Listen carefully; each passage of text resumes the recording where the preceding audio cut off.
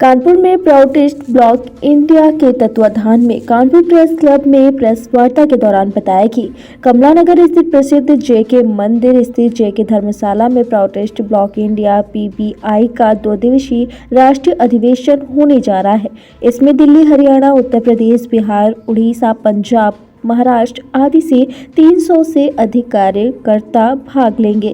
प्राउडिस्ट block India PBI Bharatvarsh की वर्तमान राजनीति का उभरता आदर्श विकल्प है। पिछले 75 वर्षों में भारतवर्ष के प्रमुख राजनीतिक दलों व उनके चमत्कारी नेताओं ने देश की सत्ता पर कब्जा कर राज किया है और लगभग सभी को देश चलाने का पर्याप्त अवसर और समय भी मिला है, परंतु आम जनों की समस्याओं जैसे गरीबी, बेरोजगारी, मंदी, महंगाई, भ्रष्टाचार, अपराध आदि का कारगर समाधान देने में वे अक्षम रहे हैं। आज तो राजनीति में प्राप्त द्वेष, कलह और चालबाजियों को देखकर ऐसा लगता है कि नेतागण देश कल्याण से ज्यादा अपनी सत्ता पाने और बचाने में रुचि रखते हैं। सरकारों की उपलब्धियां प्रचार तंत्र पर आकर टिक गई है। सत्ता भ्रष्ट राजनीतियों और पूंजीपतियों के हाथों का खिलौना बन चुकी है। उनके अपवित्र गठबंधन ने देश के जल, जंगल, जमीन, खनिज आदि को मुट्ठी भर लोगों के हाथों में समेट दिया है, जिससे समाज चारों ओर तबाही और अराजकता फैल गई है। ऐसे में प्राउडिस्ट ब्लॉक इंडिया पीबीआई देश की समस्याओं का सामयिक और व्यवहारिक हल लेकर देश भर में काम कर रही है। पीबीआई का मानना है कि राजनीतिक शक्ति नैतिक वाहनों के हाथों में केंद्रित होनी चाहिए तथा आर्थिक शक्ति जनता के हाथों में केंद्रित होनी चाहिए। पीबीआई अपने समाज आर्थिक दर्शन प्रयुक्त के आधार पर आर्थिक लोकतंत्र की स्थापना करना चाहता है। इसके लिए पार्टी देश में सामाजिक और राजनीतिक आंदोलन के माध्यम से जनमानस को तैयार कर रही है। आगामी लोकसभा चुनावों में पार्टी अधिक से अधिक उम्मीदवारों को मैदान में उतारने का प्रयास कर रही है। प्रेस वार्ता में आचार्य संतोषानंद अवधूत, पार्टी के राष्ट्रीय संयोजक AK भास्कर, अध्यक्ष व कानू चरण बेहुरा, राष्ट्रीय सचिव RP सिंह चौहान, यूपी राज्य इकाई के अध्यक्ष आदि मौजूद रहे। आप सभी पत्रकार भाइयों को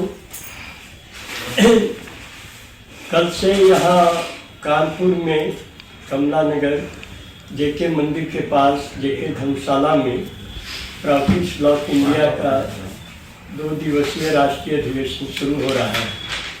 18 और 19 फरवरी को 2 दिन तक चलेगा। आप लोगों ने शायद ये नाम पहले भी सुना होगा। यहाँ पर एक बार और प्रेस कॉन्फ्रेंस यहाँ पर हुआ था, जहाँ पीबीआई प्राउडिस्ट ब्लॉक इंडिया की बातचीत हुई थी।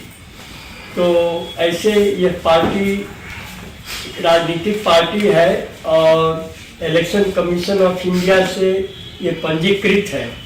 इसमें और पार्टियों से कुछ अतिरिक्त चीज़ें हैं जिससे ये अपनी विशेष खासियत रखती है। ऐसे 3000 के आसपास जो राजनीतिक पार्टियां पंजीकृत हैं किंतु मान्यता प्राप्त नहीं है, उनका काम अभी चल रहा है। लेकिन जो सबसे ज़बरदस्त समस्या आज की राजनीति में हम देखते हैं कि ये समाधान मूलक नहीं है। अर्थात जो समस्याएं हैं, देश की मूल समस्याएं जैसे गरीबी, बेरोजगारी, महंगाई। मैं आचार्य संतोषानंद अवधूत, प्राउडिस्ट ब्लॉक इंडिया पंजीकृत राजनीतिक दल का राष्ट्रीय संयोजक हूँ और आप पत्रकार भाइयों के माध्यम से मैं यह बताना चाहता हूँ कि आज देश की राजनीति में जो गिरावट आई है और अर्थव्यवस्था जिससे छिन्न भिन्न हो रही है, उसका समाधान किसी भी पार्टी या किसी भी नेता में नहीं है। और इस संकटपूर्ण घड़ी में प्राउडिस्ट ब्लॉक इंडिया का आविर्भाव हुआ है, जिसका राष्ट्रीय अधिवेशन 18 और 19 फरवरी को जेके धर्मशाला कानपुर में होने जा रहा है।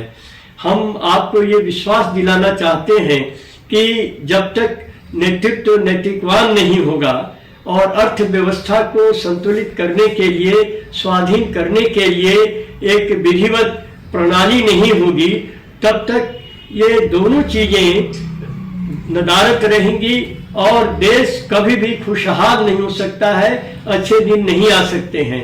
इसीलिए प्राउडिस्ट ब्लॉक इंडिया की यह मांग है कि राजनीति में केवल नैतिकवानों को ही भाग लेने का अधिकार होना चाहिए और नीतियां हमारी ऐसी बने जिससे कि निम्न से निम्न व्यक्ति भी, जिसको हम लोग किसी को निम्न नहीं समझते हैं, लेकिन जो अंतिम व्यक्ति भी है उसको रोजी और रोटी के लिए, अपने अस्तित्व के लिए संघर्ष नहीं करना पड़े।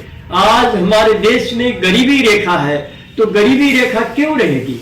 गरीबी रेखा का मतलब है कि गरीब हैं, तभी गरीबी रेखा है। तो हम गरीब क्यों रखना चाहते हैं? हर व्यक्ति को साधन संपन्न स्वावलंबी बनाने का हमारा उद्देश्य, हमारा सपना होना चाहिए। इसलिए पीबीआई गरीबी रेखा की जगह एक अमीरी रेखा की बात करता है कि धन संग्रह करे, लेकिन उसकी एक समय सीमा, एक सीमा निर्धारित हो कि इससे अधिक नहीं संग्रह कर सकते हैं। और गरीबी का तो नामो निशान ही मिटा देना है, जिससे जो प्रतिभाशाली लोग हैं, जिनके अंदर प्रतिभाएं हैं, लेकिन वो विकास नहीं कर पाते हैं क्योंकि उनके पास अर्थाभाव है, सामाजिक कोई मर्यादा या सामाजिक समर्थन नहीं है, ऐसी स्थिति से वो बाहर निकल सके। उसने अपेक्षित है हम लोग अपने लक्ष्य को प्राप्त करके रहेंगे। नमस्कार।